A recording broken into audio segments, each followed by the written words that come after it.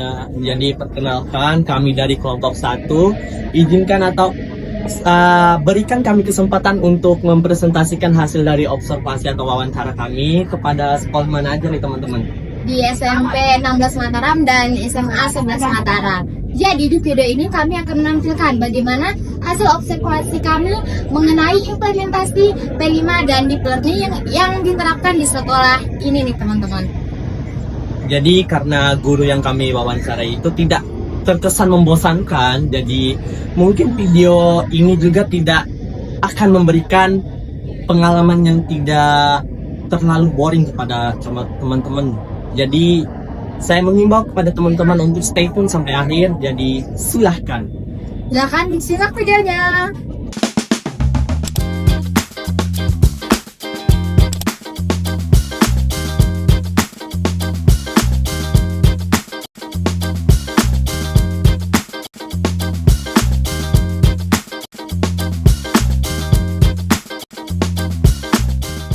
Pendidikan di Indonesia masih menyimpan segudang permasalahan yang belum terselesaikan oleh pemerintah.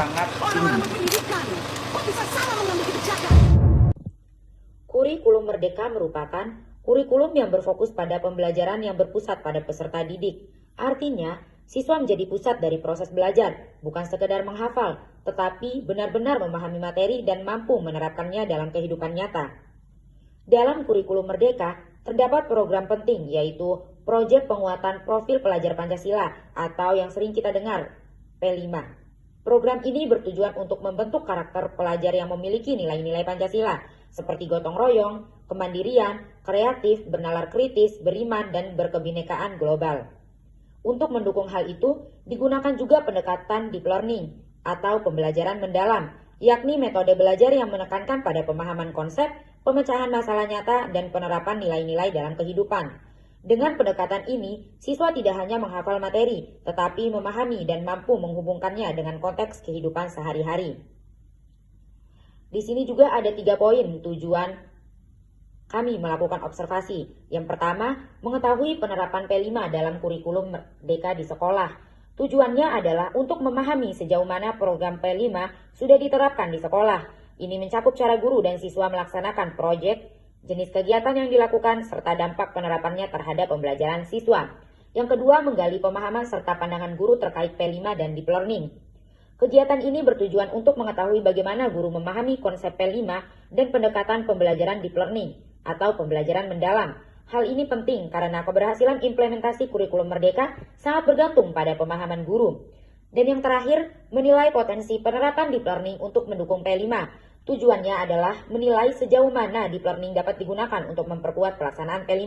Dengan pendekatan ini, diharapkan siswa tidak hanya menghafal, tetapi benar-benar memahami dan menerapkan nilai-nilai profil pelajar Pancasila dalam kehidupan nyata.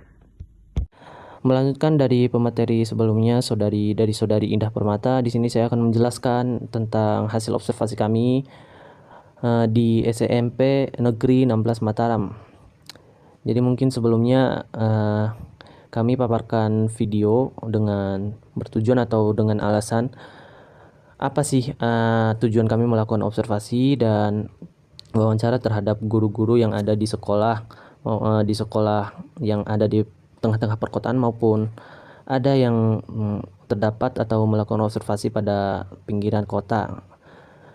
Ini semua demi untuk memastikan kurikulum itu sudah sejauh apa sih dilaksanakan, termasuk implementasi kurikulum Merdeka dengan proyek penguatan profil pelajar Pancasila atau biasa disebut dengan P5 atau deep learning udah sejauh mana sih dilaksanakan atau diimplementasikan di sekolah-sekolah tersebut.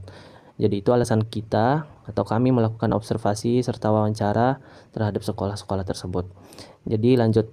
Di sini saya akan menjelaskan tentang hasil observasi kami di SMPN 16 merupakan salah satu inovasi pendidikan dirancang untuk mengembangkan karakter, keterampilan, dan nilai-nilai kebangsaan peserta didik sesuai dengan semangat kurikulum Merdeka, sesuai dengan tujuan kurikulum Merdeka itu. Tujuan utama dari program ini adalah menumbuhkan profil pelajar Pancasila yang bertakwa, yang beriman, yang berakhlak, mandiri, kreatif, dan memiliki semangat gotong royong. Jadi pada sekolah SMP Negeri 16 Kota Mataram ini mengangkat 2 tema utama ya teman-teman. Yang pertama bertema kewirausahaan. Kegiatan P5 di SMPN 16 Mataram difokuskan pada pengembangan potensi siswa dalam berpikir kreatif dan tentunya berani mengambil inisiatif serta mampu menciptakan ide atau produk yang memiliki nilai jual.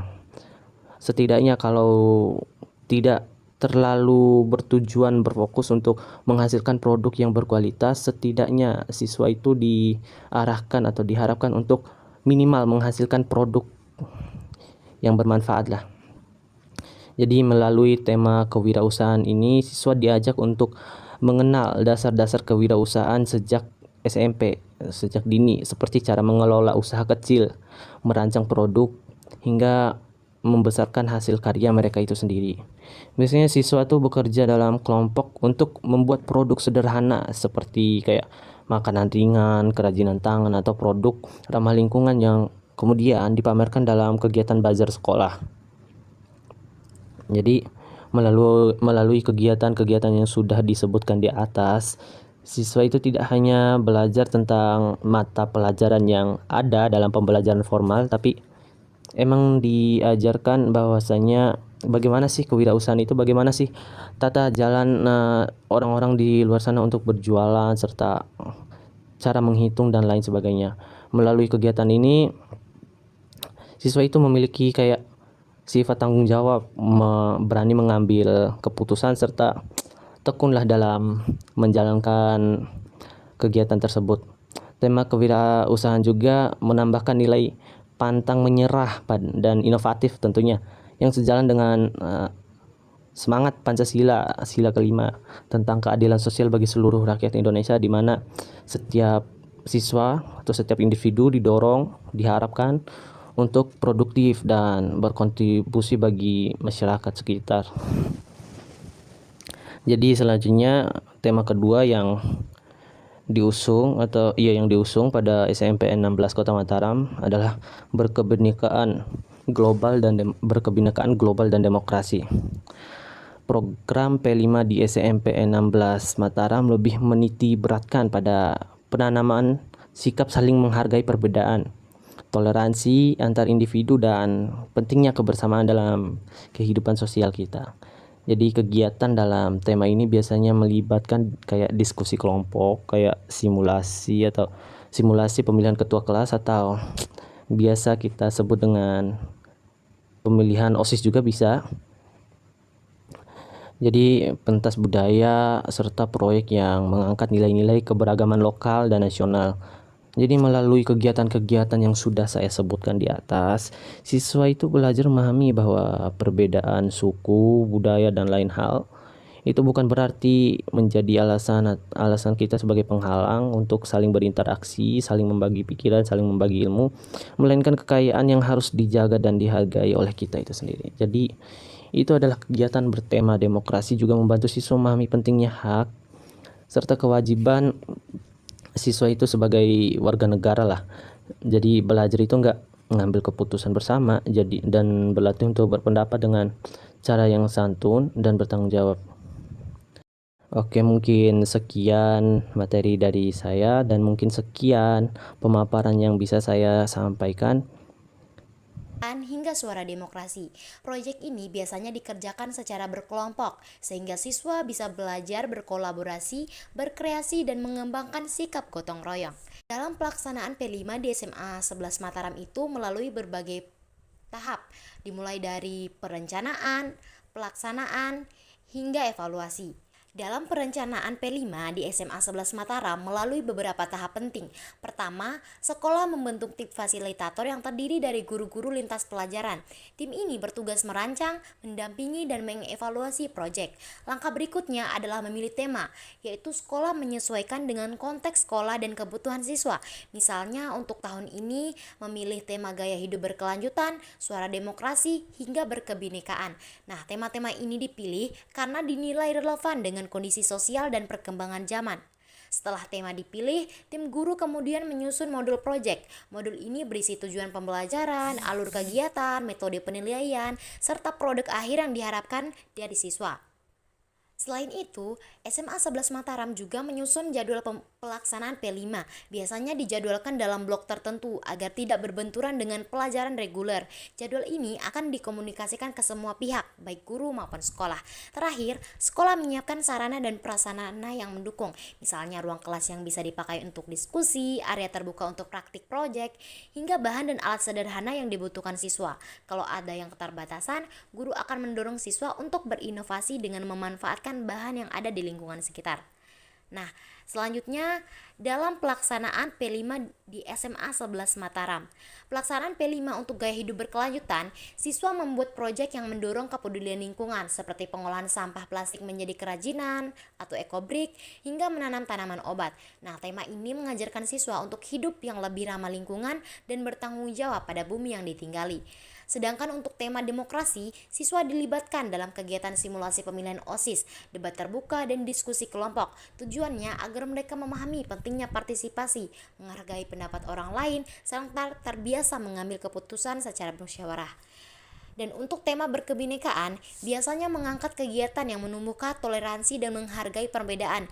Misalnya, siswa membuat pameran budaya daerah, pertunjukan seni, atau kerjasama antar kelas dengan latar belakang berbeda. Dari sini, mereka belajar bahwa keberagaman adalah kekuatan, bukan pemisah.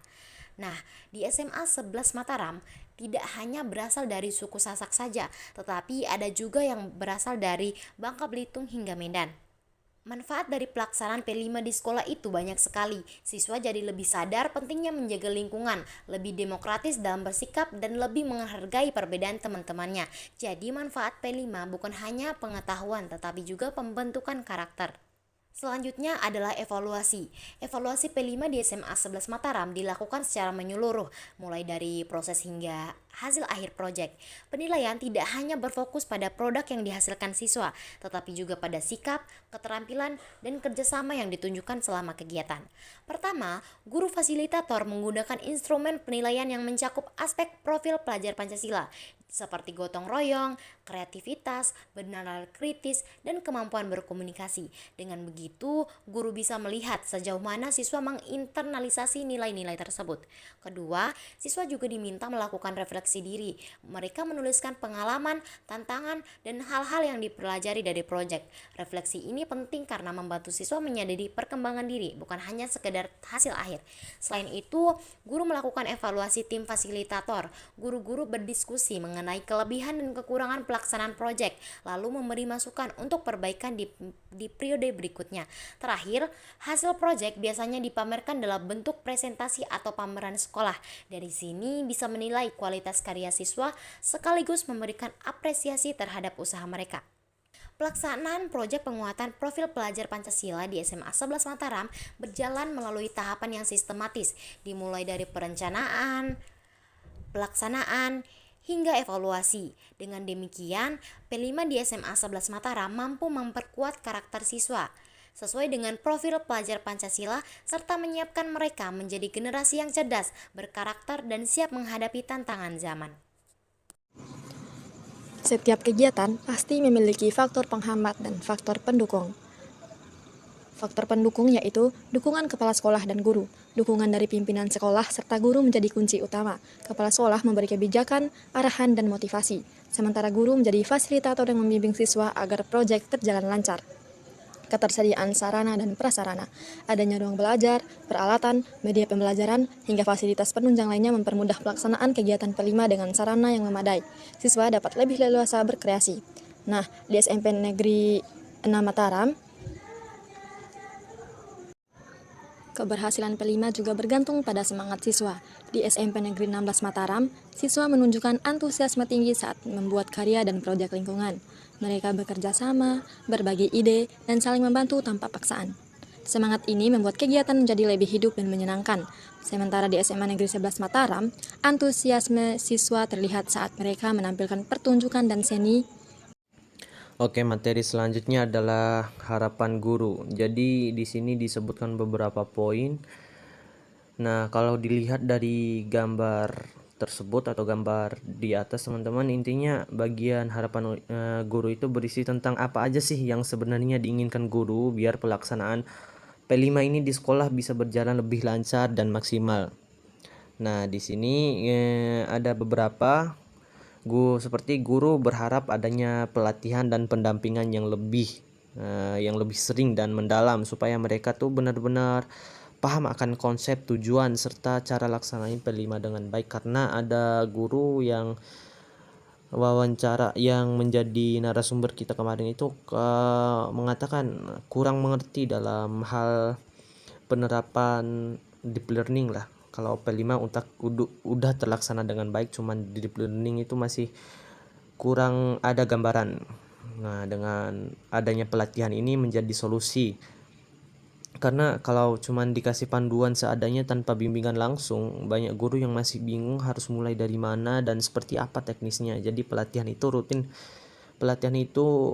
yang rutin dulu penting banget buat menguatkan pemahaman mereka. Jadi selain itu guru juga pengen ada dukungan fasilitas yang memadai baik dari pihak sekolah maupun dari pihak pemerintah, misalnya alat-alat buat praktik, ruang kegiatan atau bahan-bahan untuk proyek siswa. Kadang ide dan semangat udah ada tapi fasilitasnya masih terbatas, jadi kegiatannya itu nggak bisa berjalan secara maksimal. Yang ketiga, guru juga meminta pengaturan waktu itu agar lebih fleksibel. Soalnya sering banget kegiatan P5 ini tabrakan dengan jadwal mengajar dari guru tersebut. Akhirnya siswa dan guru jadi kewalahan bagi waktu. Kalau jadwalnya bisa diatur dengan lebih luas, kegiatan P5 bisa dijalankan tanpa ganggu pelajaran lain.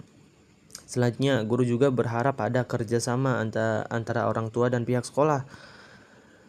Karena biar bagaimanapun proyek P5 ini nggak bisa jalan cuman di lingkungan sekolah saja. Kalau orang tua dan masyarakat juga ikut dukung dalam membantu mengembangkan proyek P5 atau dalam kegiatan sosial siswa tersebut di rumah-rumahnya, bisa dibantulah, bisa didongkrak oleh orang tua tersebut. Jadi siswa itu lebih semangat dan kegiatan juga lebih hidup.